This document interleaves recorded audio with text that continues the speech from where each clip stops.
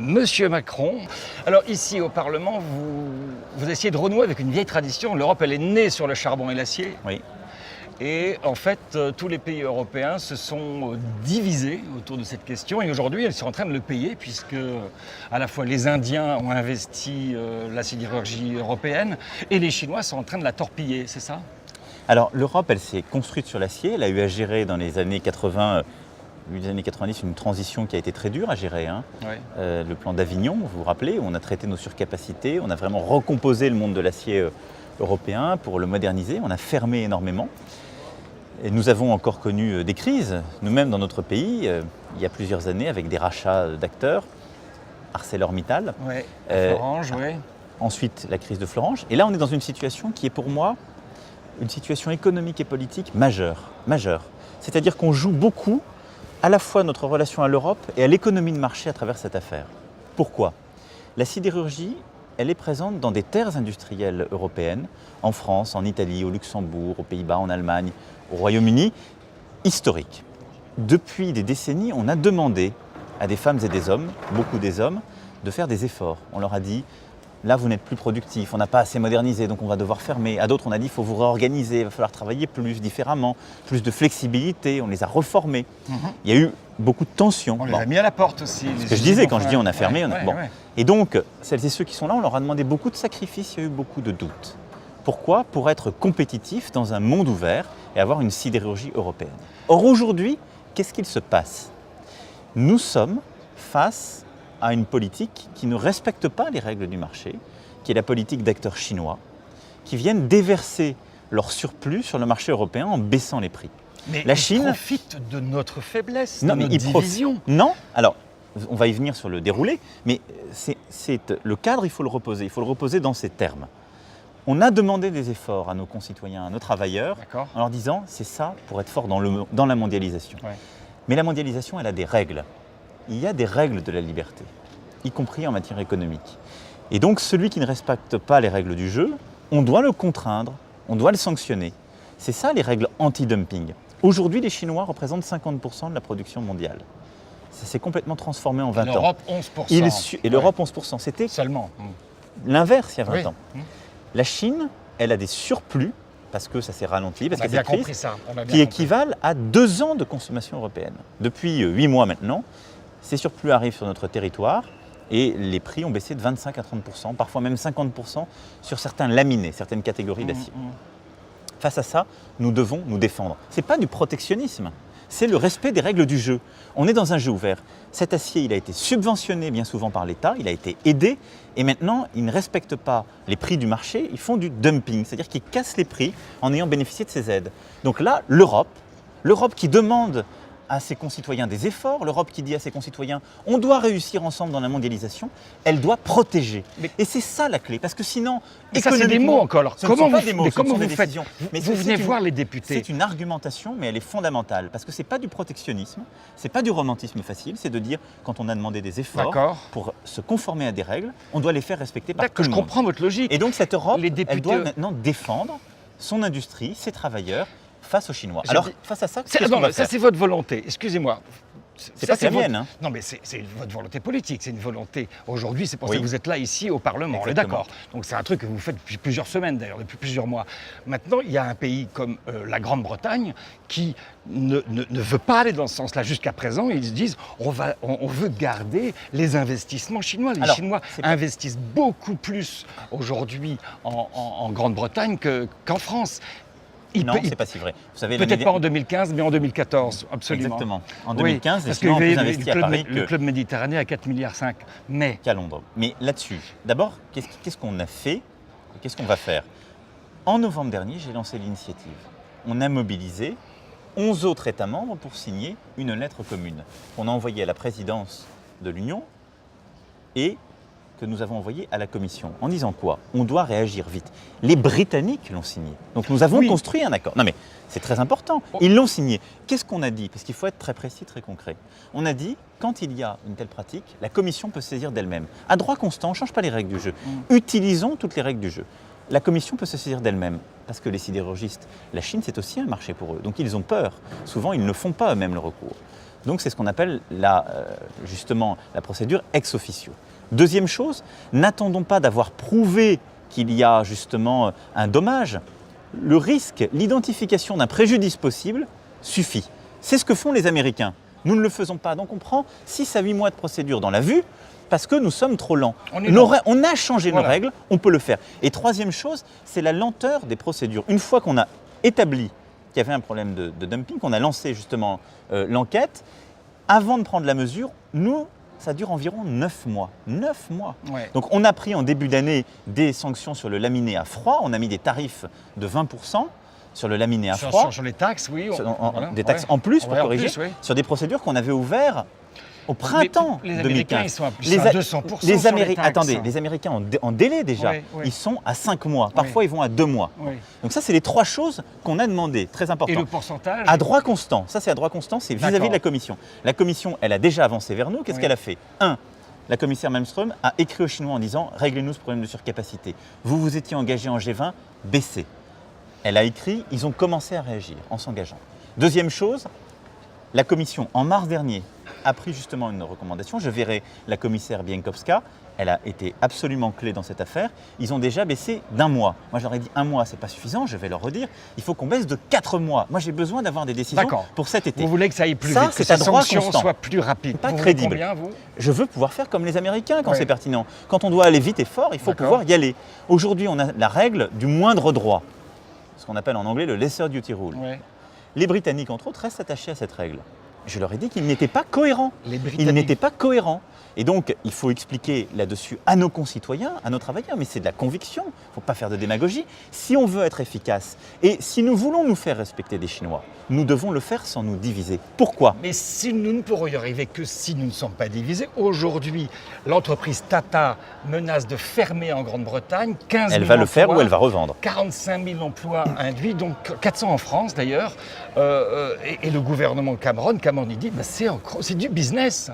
Ça n'est pas vrai. Pour l'instant, c'est ça qui est sorti pour l'instant. Mais je veux dire, sur la Grande-Bretagne, 2 choses. D'abord, ça n'est pas du business. C'est ça qu'ils disent. Quand des entreprises ne respectent pas le jeu du commerce mondial, parce qu'elles sont aidées par un gouvernement, qu'elles baissent les prix justement parce qu'il y a une... Mais Cameron dit on a besoin ça n'est pas la règle, ça n'est pas la loi du marché. Vous n'êtes pas d'accord avec lui. C'est parce que c'est factuellement faux. Oui. Moi, je suis pour la liberté économique, mais elle respecte des règles. Là, on ne respecte pas les règles du marché. Donc je suis désolé, ça n'est pas respectueux des règles, donc il faut pouvoir réagir. Et la naïveté, ça n'est pas être pro-business. Là, c'est une forme de cynisme. La deuxième chose que je veux dire, c'est que j'entends dans le débat britannique certains qui disent « on serait plus efficace si on sortait de l'Europe ». Moi, je vais être très clair avec ceux qui disent ça. Si vous sortez de l'Europe, c'est un très bon cas. Vous ne pouvez plus résister aux Chinois. Parce qu'à ce moment-là, en effet, les Chinois sont un tel marché pour vous, ou un tel acteur industriel pour vous, que vous n'avez plus aucun moyen de résister. Et même s'ils ne respectent pas les règles, vous vous faites écraser. La Grande-Bretagne doit comprendre qu'elle a une force aujourd'hui inédite. Elle est dans l'Union européenne. Et nous aussi. Et qu'est-ce que c'est cette force ? C'est que notre marché domestique, c'est un marché à 28 États membres. Ça n'est pas la France toute seule, ça n'est pas l'Allemagne toute seule, ça n'est pas la Grande-Bretagne toute seule. Si dans nos têtes, nous continuons à agir comme si nous étions 28 marchés, alors nous nions dans les faits ce qu'est l'Union européenne. Et en quelque sorte, nous décidons de ne pas être efficaces. Moi, je dis à celles et ceux qui aujourd'hui sont confrontés à ça, mais aussi à nos travailleurs, soyons européens jusqu'au bout. La Grande-Bretagne, elle est dans l'Europe. Elle doit avoir la même stratégie que les autres. Nous pouvons... Oui, mais ça, pour l'instant, c'est un débat de conviction. Ils attendent nous pouvons les être crédibles face aux Chinois. Écoutez, les Américains... Je peux vous poser une question. Les Américains, ils sont pro-business, comme on dit. Oui. Ils mettent 300%. Pourquoi ils peuvent mettre 300% de tarifs ? Les Américains, ils sont un pays. Parce que c'est un pays crédible qui a un marché domestique conséquent. Ils ont moins de dépendance avec la Chine. Mais c'est faux. Ils attendent moins d'investissement de la Chine. C'est faux. La Chine promet des investissements, notamment dans le plan Juncker. Mais écoutez, nous sommes un grand marché. On peut avoir des représailles si on décide. Ça ne dépend que de nous. Ça ne dépend que de nous. Oui. L'Europe, l'Union européenne, c'est un marché domestique qui est plus grand que le marché domestique américain. C'est une politique commerciale commune. On ne parle pas de 28 politiques commerciales, c'est une politique commerciale commune. Donc nous avons la taille du marché domestique qui permet d'être crédible et nous avons la politique commerciale qui permet de refuser, qui permet d'être dur face aux Chinois. La question, c'est est-ce qu'on veut de l'Europe ou pas. Elle est aussi simple que ça. Si chacun Pour décide l'instant, d'avoir une on politique... a du mal à vouloir l'Europe, hein, parce qu'on se demande Je ne crois pas que ce où soit ça vrai. va, hein. Vous verrez tout à l'heure, Ouais. je serai avec des Quoi, les parlementaires... députés, ils ont envie. Ouais. Mais oui, mais ils ont fait un rapport important. J'ai quand même convaincu 11 États membres Oui. sur ce premier volet. D'accord. Je suis convaincu que le Conseil européen sera aligné sur ce sujet et que la Commission Ça, c'est européenne les suivra. pays qui Mais oui, sont, mais donc qui il y a sont des résistants. il y a des Ouais. sensibilités, mais je dis simplement, si on décide, en quelque sorte, d'avoir une stratégie non coopérative, de jouer cavalier seul, pour pouvoir tirer ses intérêts justement du marché chinois en pensant tailler des croupières aux autres, La Grande-Bretagne, oui. on fait une erreur stratégique majeure. Vous savez, on a fait un Ouais. test en grandeur nature il y a quelques années sur le photovoltaïque. On n'a pas été Bah fichus oui. de se mettre d'accord. Les Allemands avaient leur part de responsabilité à l'époque. Moi, j'ai eu cette discussion avec mes homologues, j'étais dans d'autres fonctions. Mais qu'est-ce qui s'est passé? C'est simple. Les Chinois ont éradiqué l'industrie du photovoltaïque en Europe. Aujourd'hui, on fait de la valeur ajoutée sur le photovoltaïque. Mais tout panneau photovoltaïque qu'on utilise, il est produit en Chine. On a réussi. Moi, je ne veux pas ça demain pour la sidérurgie européenne. Fin 2016, on va devoir décider si la Chine peut avoir le statut de pays d'économie de marché. Hein, l'Europe a dit qu'elle allait décider, les États-Unis sont contre, la Russie est pour, avec l'Australie. Visiblement, les Anglais sont d'accord, c'est un pays à économie de marché, les Allemands un peu moins, les pays du sud de l'Europe sont contre. Quelle est la position de la France? Est-ce que la Chine est un pays à économie de marché? Ça fait partie de la négociation qui a été entamée au On ne moment... va pas me répondre. Si, je vais vous répondre, mais je vais vous répondre, c'est pas un avis personnel que C'est vous me pas un demandez. avis, c'est une position de la C'est une France. position, donc la Ouais. position, elle va se construire dans les prochains mois Elle n'est pas faite. pour que d'ici la fin de l'année, elle soit prise. Maintenant, moi je vais être très clair. Est-ce que ce qu'on voit sur l'acier aujourd'hui est une pratique d'économie de marché? Non, c'est factuel. Est-ce qu'on voit sur plusieurs marchés des pratiques d'économie de marché? Non.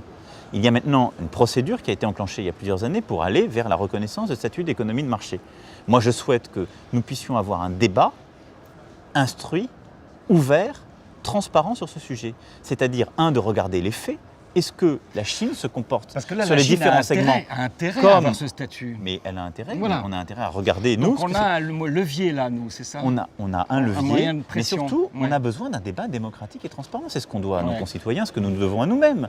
Donc on doit regarder quelle est la réalité secteur par secteur, quels sont les impacts sur l'emploi, sur l'industrie, sur la recherche, et regarder quelle est la pertinence et l'importance du marché chinois pour nous. Il faut le faire de manière globale, transparente et débattue. Je crois que c'est un sujet qui ne peut pas se régler en catimini, dans des bureaux, parce qu'à un moment, on a accepté Oui, pour tel ou tel intérêt que mais ce serait comme ça. on a l'impression Donc pour moi, il n'y a pas de caractère d'automaticité, il y a une responsabilité d'un débat construit. Emmanuel Macron, on a l'impression que l'Europe, c'est des bons sentiments et qu'on n'arrive pas à décider, qu'on est mou en fait par rapport à d'autres pays qui sont plus puissants, qui sont forts, je dirais, pas peu Non, puissants mais vous avez- économiquement, cette perception mais que vous avez faibles vous exprimez là, dans parce la que- décision. mais je ne pense pas que... Je dirais les choses un peu différemment. Vous avez raison, quand vous êtes face à des pays unifiés, des pays continents, la Chine ou les États-Unis, notre problème, c'est le coût de coordination. Pas ce que j'appellerais de la mollesse, c'est de la complexité à gérer. Oui, C'est de la ça, complexité à gérer. se termine avec de Mais- l'indécision. Non, mais la clé de tout ça, c'est quoi? C'est de continuer à construire une intégration volontariste où, de manière transparente, démocratique, sur les sujets clés, on arrive à se mettre d'accord et à construire les instruments pour faire ensemble. On l'a très bien fait sur la politique monétaire. C'est imparfait sur la politique budgétaire et économique, mais on a avancé. Sur le sur social, on n'a pas fait. sur les par sujets exemple. clés. On l'a Non, pas fait. mon souhait c'est qu'on puisse le faire Bah sur oui. l'énergie, sur le numérique, le digital, Ouais. sur ces sujets clés. Nous devons continuer à avancer. est-ce qu'on- Et c'est-à-dire, mais ça, qu'est-ce que c'est? C'est une volonté politique dans les pays pour pouvoir avancer et en quelque sorte faire le saut d'intégration, de transfert qui va avec. Est-ce qu'il ne faut pas Ça veut dire que resserrer l'Europe? Mais Les ça Italiens veut dire que le statu essayent- quo... Les Italiens disent qu'il faut resserrer l'Europe, il faut Oui. regrouper l'Europe autour des Bah, 6 fondateurs. Écoutez, il ne faut pas définir un cercle pour exclure les autres Oui, ab initio. voilà, non, ça, oui. mais ce qu'il faut faire, moi j'ai même pas ces états d'âme-là, Ouais. ce qu'il faut c'est qu'à quelques-uns, je n'en sais pas le nombre, toutes les bonnes volontés doivent pouvoir se joindre, mais c'est qu'à quelques-uns on soit en capacité de proposer plus. Cette Europe, elle a besoin de plus d'intégration, mais je pense que l'Europe, elle a besoin de retrouver son rêve de puissance économique, de puissance industrielle, de puissance de souveraineté militaire et diplomatique. On est dans l'angoisse. Et donc face On à est cela, dans l'angoisse. mais qu'ont fait les pères fondateurs? qu'ont fait les pères Bah fondateurs? oui, mais ils ont fait la paix. Ils ont fait la paix, c'est fait. Non, ils ont construit sur une paix qui était encore incertaine, Ouais. une volonté d'action Absolument. commune à quelques-uns, et elle a créé une telle force centripète que les autres se sont agrégés. Aujourd'hui, nous sommes dans la peur, en quelque sorte, de déséquilibrer telle ou telle partie de l'Europe. Qu'est-ce qui se passe? Bilan des courses. On parle de Grexit, de Brexit, et donc les forces centrifuges reprennent le dessus.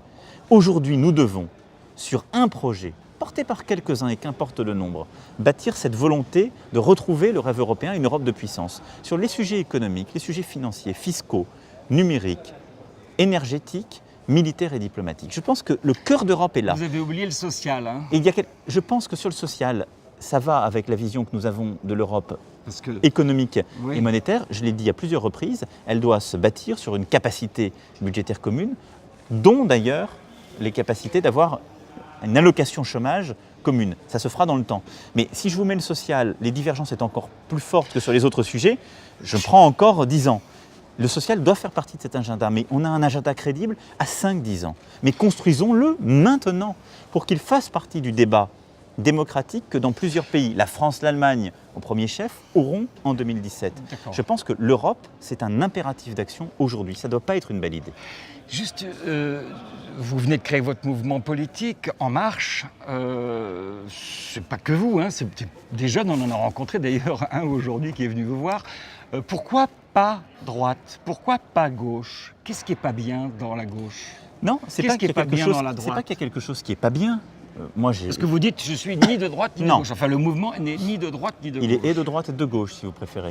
Et je Ah bah suis non, ça c'est pas ce que inclusif. vous avez dit. hein. Si, je me suis exprimé très clairement, de manière très détaillée, et au-delà des formules Qu'est-ce dans qui est lesquelles pas on a bien dans la- voulu Qu'est-ce qui n'est enfermer. pas bien dans la gauche? Mais c'est pas qui. Moi, je n'ai pas à Parce juger. que vous de dites ce que qui- vous êtes de gauche, Je dis que moi, je viens de la gauche, c'est mon histoire, c'est mon engagement. mais vous n'êtes pas de gauche.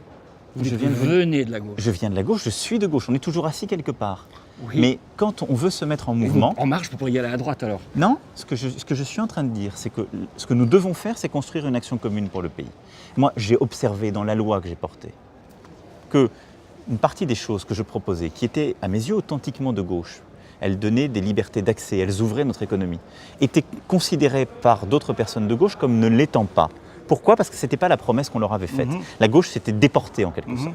Et des personnes de droite qui me disaient, à titre personnel, je pourrais la voter, ne voulaient pas faire ce chemin en disant les accords électoraux, la logique de mon parti ne me permet pas de le faire.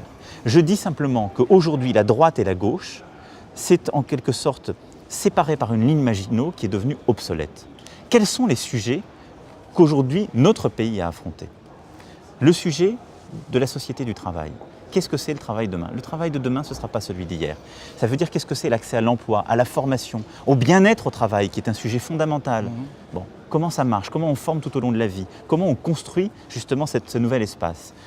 Qu'est-ce que c'est le rapport entre la liberté et la justice? Est-ce que c'est l'égalitarisme? La liberté du marché absolu? Je ne crois pas.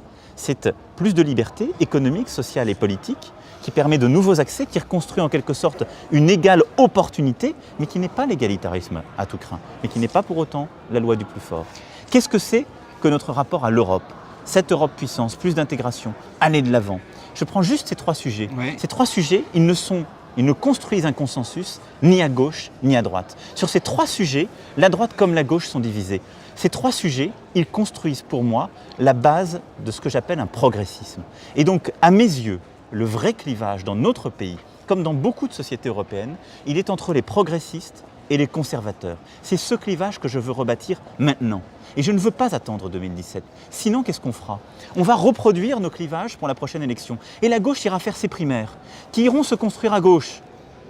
Et elle choisira un candidat. La droite ira faire ses primaires et elle fera de même. Le mouvement a déjà commencé. Et l'extrême on- droite, vous l'oubliez pas. Et l'extrême droite, Mhm. elle sera dans ce jeu. Ouais. Et puis ensuite, parce que c'est dans cette géographie qu'on est en train de s'installer, le candidat de gauche ou de droite qui arrivera premier ou deuxième du premier tour, qui aura vraisemblablement, si j'en crois les sondages aujourd'hui, affaire au Front National, dira « je dois reconstruire ». Et il ira chercher les bonnes volontés dans un rafistolage final. Ça, c'est insupportable pour les gens, parce que c'est ce qui renforce chaque jour le Front National, qui leur dit « vous voyez bien, ces gens-là vous mentent ». Moi, je ne mens pas aux gens. Je dis ce que je pense. Je le dis depuis le début. Moi, je suis de gauche, c'est mon histoire. Mais la gauche, aujourd'hui, ne me satisfait pas. Je veux pouvoir construire une action commune avec toutes les bonnes volontés qui croient à ce progressisme pour le pays. Vous voyez souvent votre homologue, Sigmar Gabriel, allemand, Oui. ministre SPD de Mme Merkel, qui elle est CDU, donc il y a la droite et la gauche au pouvoir. Vous rêvez de ça, vous discutez, vous vous dites, en fait ça marche bien, une cohabitation. C'est très différent. Ouais.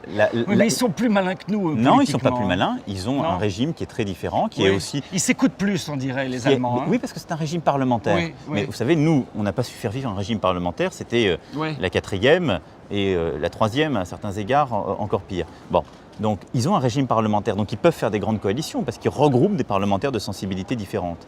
Nous avons un régime présidentiel. Donc institutionnellement, ça ne peut pas marcher de la même façon.